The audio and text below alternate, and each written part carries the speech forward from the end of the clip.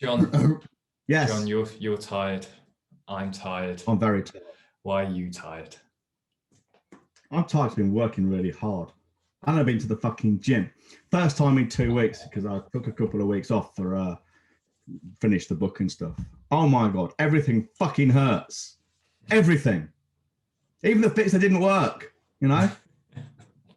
And then this afternoon, afterwards, we went to the bottle bank. And we're standing there throwing these fucking bottles through the holes as you do. And this car comes by, it stops, it's turn around, it's the police guards. Winds his window down and says, there's a funeral procession coming through. That's all he said. And I just looked at him and my mind raced because I got a very quick mind. And I thought, so fucking what? What do you want me to do? You know, do you want a medal? Put a poster up? And I'm thinking, why is he telling me this? Is it because there's going to be a lot of traffic coming through? I need to watch the road or what? And I said to her, that's nice. So what? Genuine question. And then Sarah behind me says, John, we need to be respectful, show our respects as the procession comes by. And they're probably going to want to then come into the churchyard, which is just up the hill from where we were. And they won't want smashing bottles while they're burying their friend. Oh, all right. I had no idea. That's what it was. And if I'd have been on my own, that could have been unpleasant. Because I said, so what? Now he would have taken it as being, so what? Yeah. Whereas for me, it was, well, yeah, but for me, it was genuine. So what? I don't understand. I guess I really I need to start using that phrase more. I don't understand. You need to explain to me. I probably need to keep wearing my fucking I am autistic badge. It's a shame that I'm going to have to say this, but I obviously care for you. And I would feel I'd feel a lot happier about you going about your way around town and whatnot, wearing a massive badge saying I am autistic. Because I can see why or how. Yeah, I can see how that could have turned really ugly.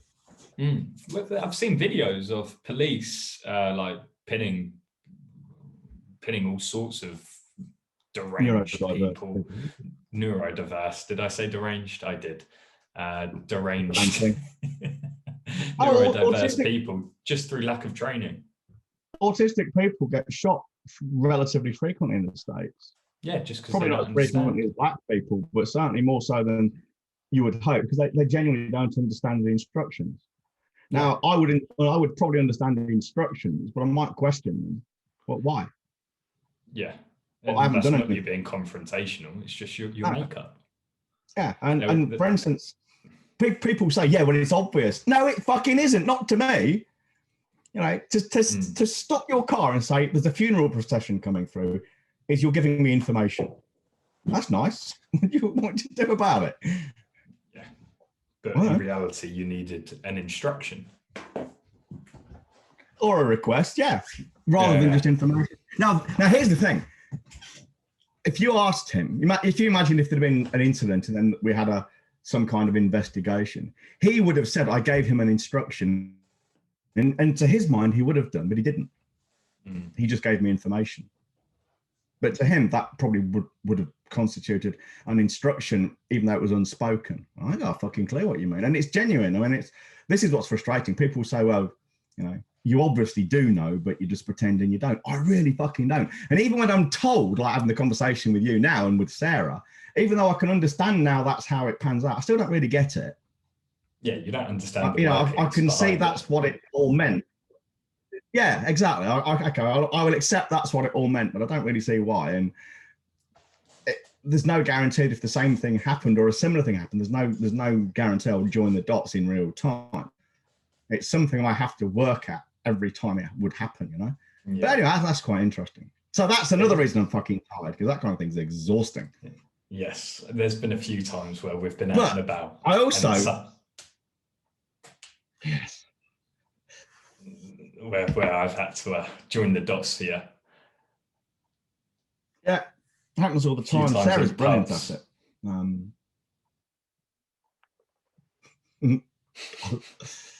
Yeah, fucking occupational hazard. And of course, the more neurotypical you can present, the more dangerous it can be.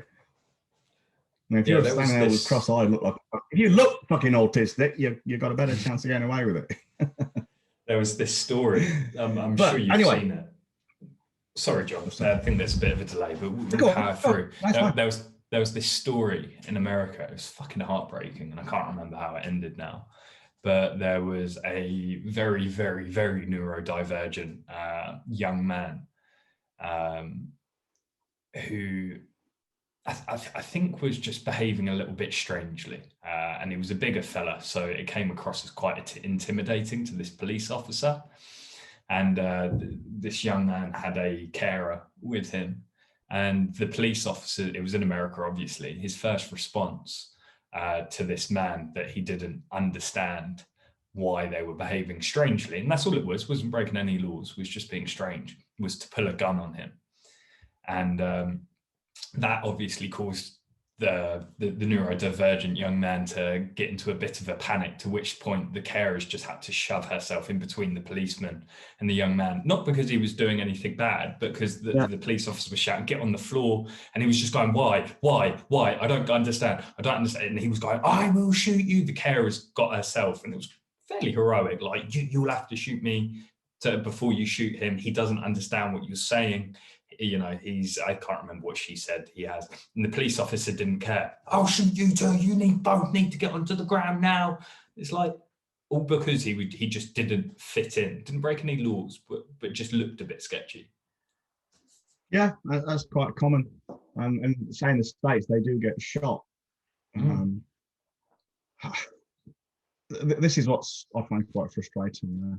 People talk about white privilege. Okay, so let's talk about neurotypical privilege. If we're going to talk about privilege, let's talk about all the privileges. Yeah. Or don't. Yes. So, anyway, moving swiftly on.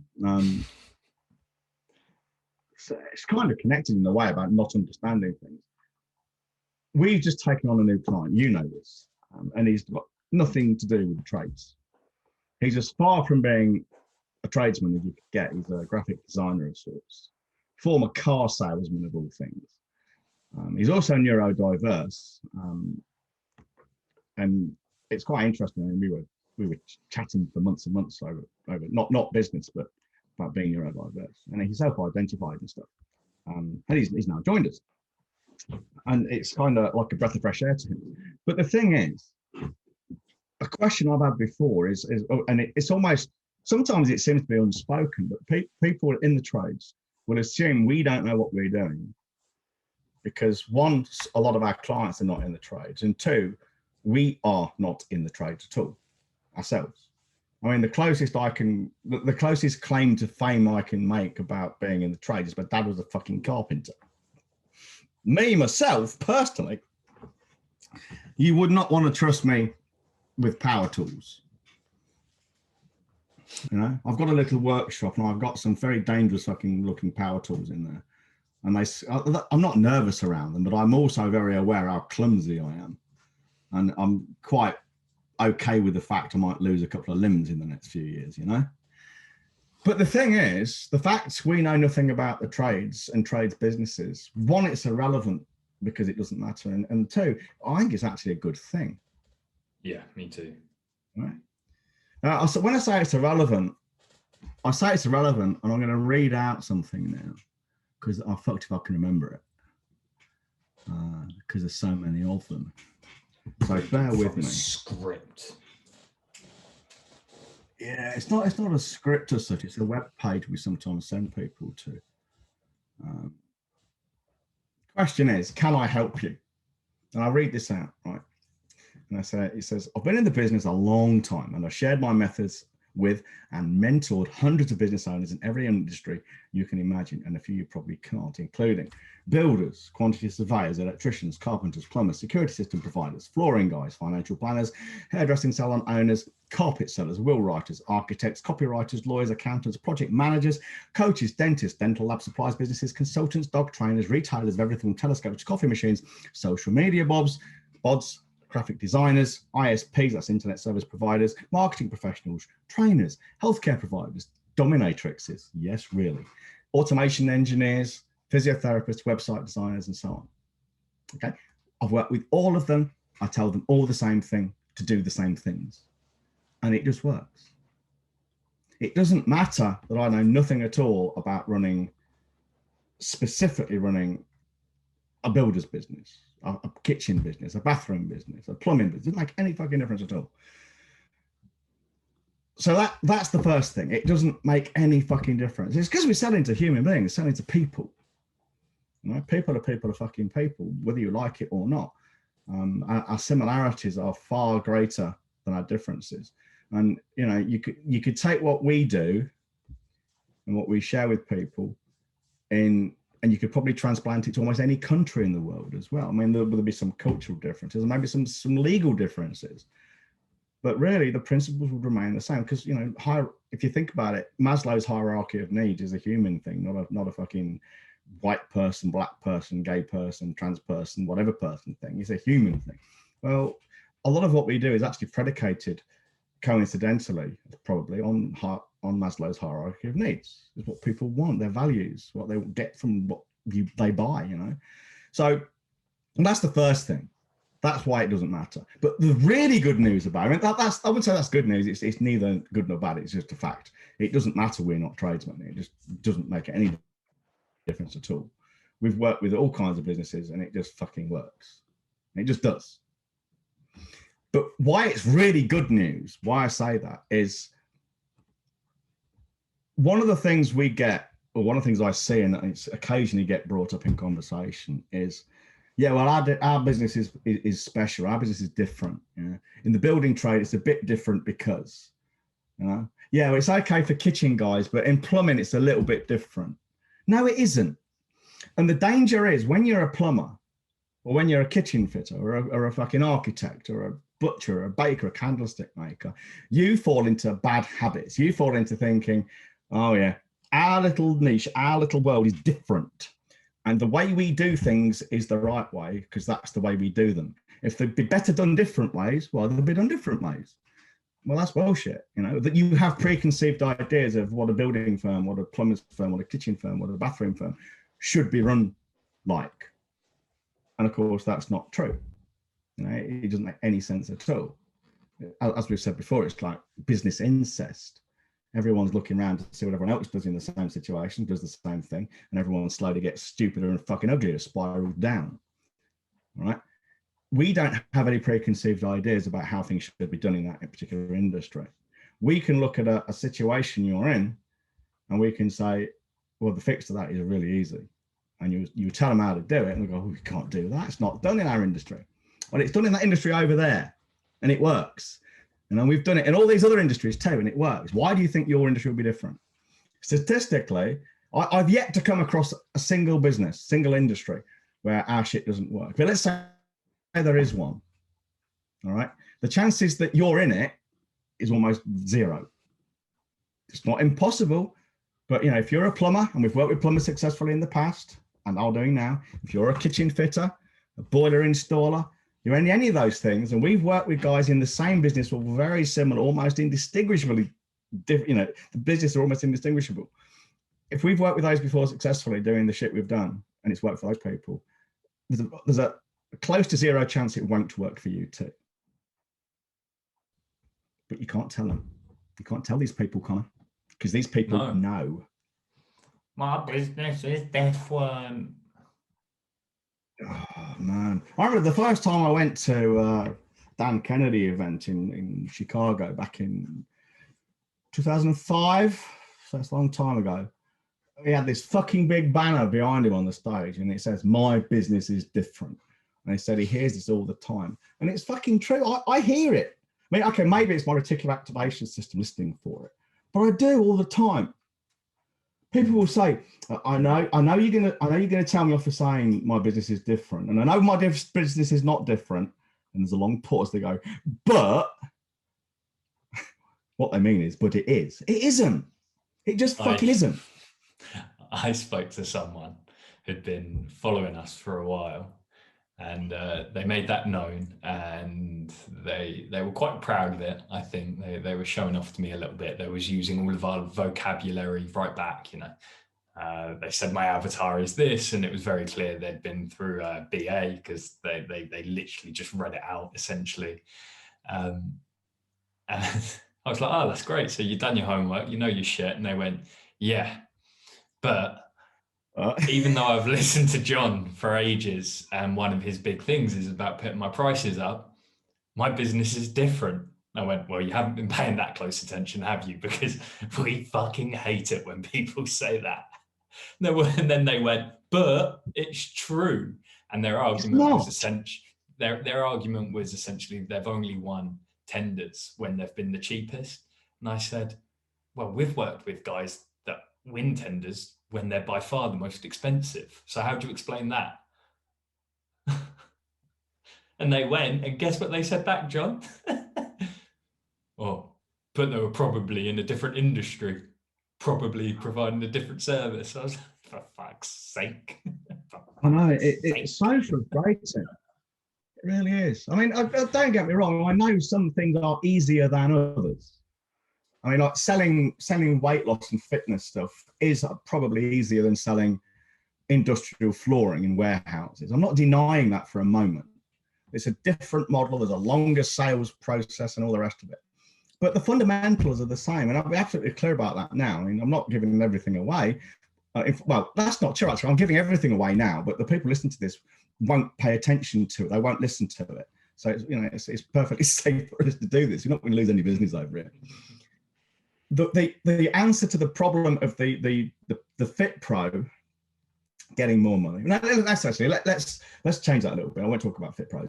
Let's talk about, say, people selling kitchens. The difference in people selling kitchens and the difference in people in domestic for a higher price and people selling, say, flooring in warehouses at a higher price.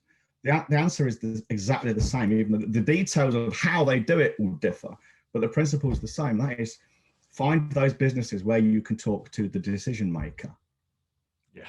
Now the great thing about domestic is you can almost always do that very simply, because what you do is you've got the man and the woman. They're either both the decision maker or one of them is. So you just make sure you speak to both of them at the same time. Job done. Well, when you're in the commercial side, it is more difficult because the guy who signs the check and says yes or no might be a little bit harder to get hold of. But in which case you don't do anything unless you are either talking to him or talking to someone else who can make the decision. If that's not happening, you don't have the conversation, you don't have the meeting, you don't send the email, you don't have the phone call. Now we do it all the fucking time. Mm-hmm. We have it very clear. When we were doing sales calls for the high-end stuff, it was very clear. If you have anyone else who needs to make a decision in the business, they must be on the call too. And if they were not there, I would say, if they're not here, we can't do the call. Yeah, very simple. I suppose our business is fucking different though, isn't it, Connor?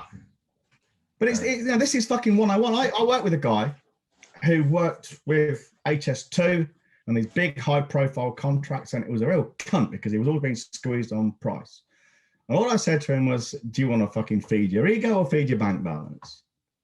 Bank balance, right? In which case, forget the fucking big contractors, forget the main contractors, forget these tier ones, forget the ego driving stuff, and focus on getting clients where you could speak to the decision maker and not the bureaucracy. Yeah. He started doing that and he was selling it more than 3 times the going rate in his industry because he could fucking speak to the guy or the girl in charge. Well, anyone can do that. I know it's fucking hard work sometimes, but anyone can do that. That's the beauty of domestic. It's almost a fucking fait accompli. It just happens. But anyone can do it. You can arrange for it to be done. I hate these people sometimes. They're like errant children. No, I don't hate them. They're like errant children. They need a spanking. Right? I like a good spanking myself, but that's a different thing. That is different. And it's so simple as well, because when they get inside our world, we give them all of the tools they need. We give them the choreography, if I can get my words pronounced properly, of exactly what needs to be said when you get in front of these decision makers. The amount of people we have to speak to, and how hard we have to ram it into their head that the only reason they want to deal with tier ones is for their ego is just stupendous. However, I get it. You only know what you know, and you don't know what you don't know. And these people that start their own businesses, they feel like they've been underestimated their whole life, and they've watched their bosses going after the tier ones because they want to be able to say they've worked with, you know, brand name X and they're delivering job X. When in reality, you do so much better to just get your ego out of the way and focus on the scenarios where you can control the final outcome. Yeah. I despair sometimes with these people. I mean, this is for the people listening to this, obviously, because Connor and I know this is going on. We are making delivery so much easier. Okay, it's easy. It's our delivery. We're making learning this stuff so much easier. At the moment, it's simple enough. When people join us, they get on a Kickstart process. It's probably about 5 days work. Well, not 5 days work. It probably takes them about 5 days to do it an hour a day. It's fairly straightforward. But we're making this so fucking easy for you guys. We're now instituting something called 90 Cubes. It's 90 things you can do spread over 90 days in 90-second video. So a minute and a half video every day, a one-page worksheet, and a task that will take you half an hour or less. That's how we've stipulated it. If you don't have 31 and a half minutes every day to do this shit for 90 days, you shouldn't be running a business. No. Yeah, it's all it's going to take you. Watch the video for a minute and a half and then spend 30 minutes on the task. Because we'll guarantee that it won't take you 30 minutes. Or it'll take you 30 minutes or less. If you don't have that time, if you can't or won't make that commitment, here's what you do. You wind up your business and you go and get a fucking job. McDonald's would be a good one for you. Because there's no responsibility there. You know? I would guarantee almost everyone, every cunt listening to this fucking podcast spends more than 31 and a half minutes every day doing any one of these things, let alone all combined, any one of them, watching TV, sitting on the shitter, on WhatsApp, on Facebook, wanking, wasting their time on other social media, even LinkedIn, where they're reading and commenting unnecessarily. I bet you could find 31 and a half minutes of your life by cutting out any one of those, let alone all of them. And if you don't do it, it ain't a question of can't, it's a question of won't. You won't do it, you feeble fucking bastards, you feeble-minded piece of shit. Yeah, I'm calling our prospective clients feeble-minded pieces of shit because I won't do this stuff. Won't. Well, won't. And just like anything in life, the small percentage that take action get the lion's share of the profit in the market domination. They do. And we all like a bit of domination, don't we? It's like spanking. You and your spanking, you got a thing tonight. I'm going to message Sarah on your behalf and say John needs a good spanking. Who do you think's the one who spanks me?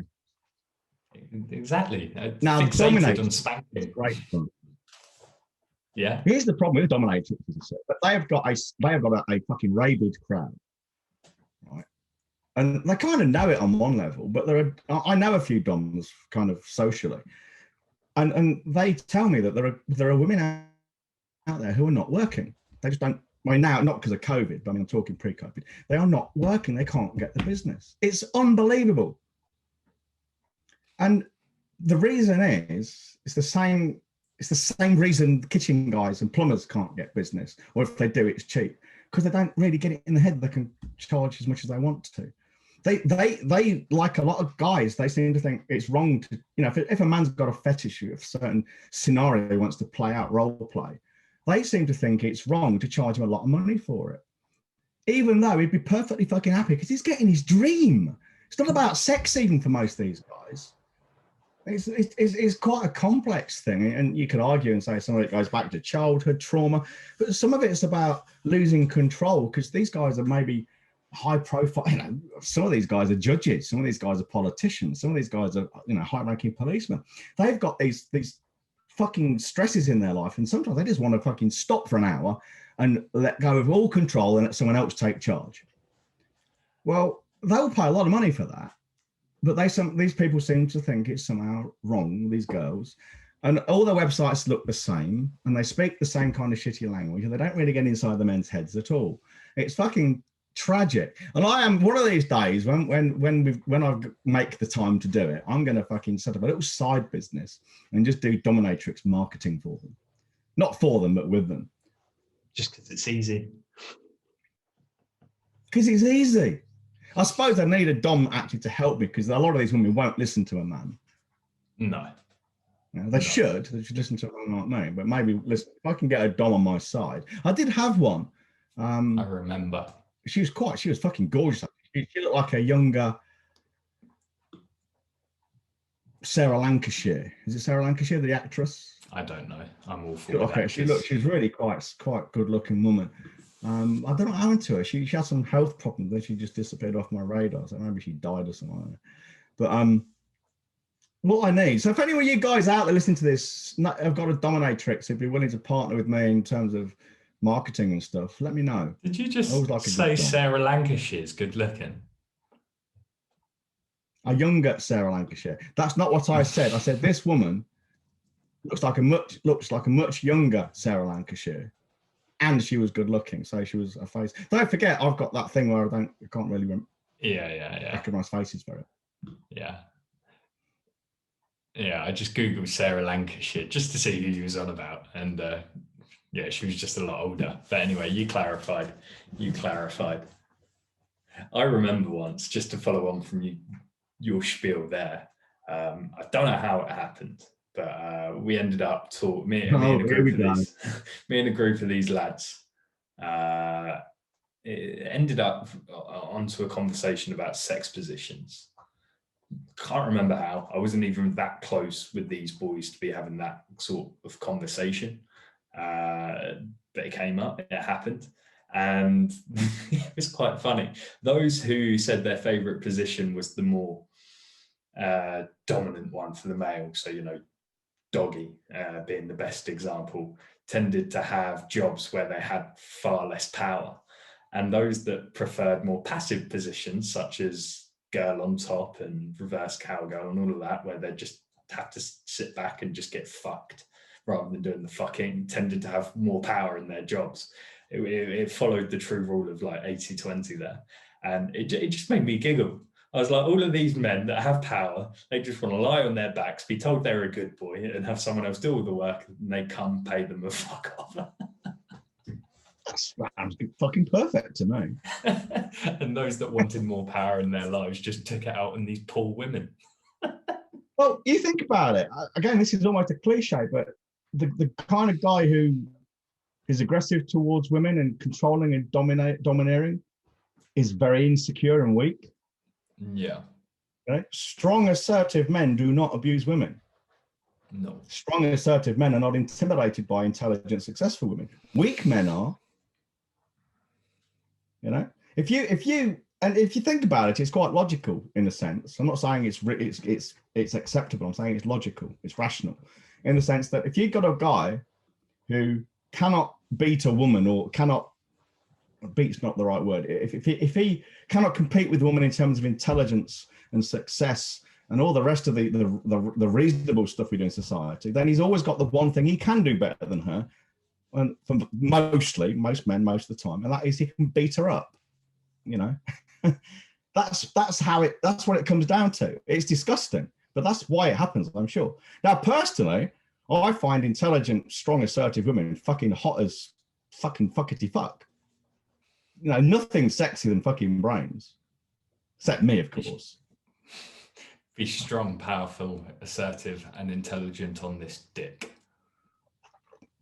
I mean, Sigourney Weaver, fucking hell, how hot is that woman? And she's extremely intelligent and successful. You don't know who Sigourney Weaver is? No. You are fucking diseased, man. I am diseased. I have Perthes disease. Sigourney Weaver. Sigourney. Alien. The chick from Alien. You must have seen fucking Alien. Not for a very, very, very... Not since I was like 8 years old. What, about 3 years ago then? Hey, you fucker. There's a new Alien coming out, isn't there?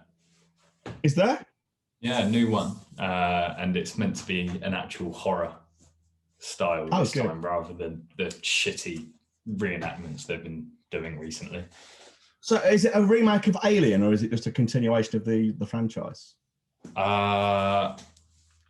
continuation, I believe, but they're taking it back to the beginning. So I believe it probably follows the same premise follows the same story that isn't considered a remake. I'm not sure. Of all the films, of all the Alien films, I thought the second one was the best. Aliens 2 was fucking brilliant.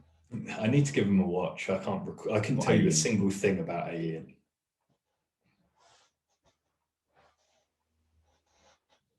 Probably the best bit when Sigourney Weaver's getting undressed and getting into the stasis thing. You know, I'm googling it right now. It takes you down to my level, the level of it. Sigourney Weaver. Weaver. You won't like her. She's Sigourney. Jesus, I see her. What's wrong with you? Sorry, it came up Sigourney Weaver, so I just assumed that was that. But no, that's a band. Sigourney. There we go. This is a hard name to spell. I've never seen the name Sigourney. It is if you're an illiterate fucking buffoon with birthing. Yeah. No, she's quite hot in her younger years. Oh, thank you for your approval. That makes me feel a lot better. I'm giving you my approval. You don't fucking deserve it. I don't give a shit about it. Sigourney Weaver naked. Let me Google that. Oh yeah. I see her tits from A Map of the World, 1999. I see another. I'm not too enamored with her body in this photo. I'm not a fan of the bush, and she has a rather monstrous bush. Oh no, this isn't real. This is from celebrityfakes4u.com.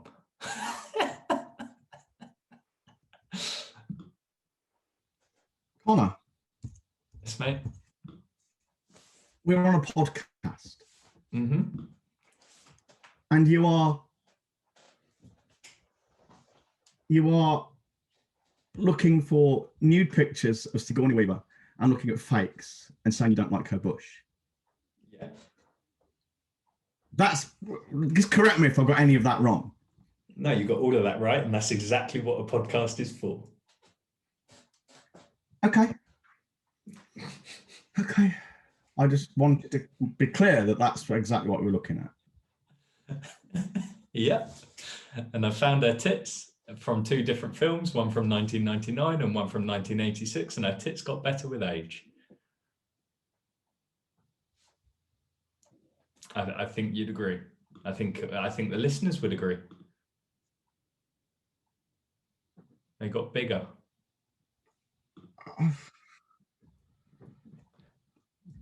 I don't know what to say. I really don't. Except maybe we should wrap this up so you can go and have a wank or something. I don't need a wank.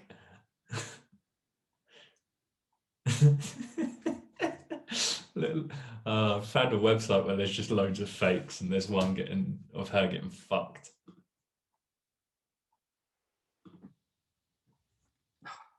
Connor.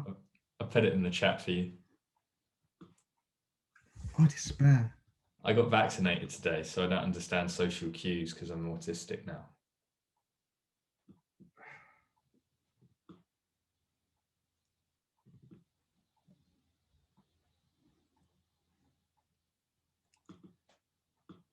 And on that note, should we wrap it terrible. Up? See, you're looking. Are you looking at the one where she's got a red top on? Yeah, in the kitchen. We can't even put this in the show notes. Not really, no. The boys lose track on Sigourney Weaver's fake tits. Yes. I'm going to have to put it in the show notes. Anyway. Oh, yeah. Anyway, Holly will be most impressed with that, I think.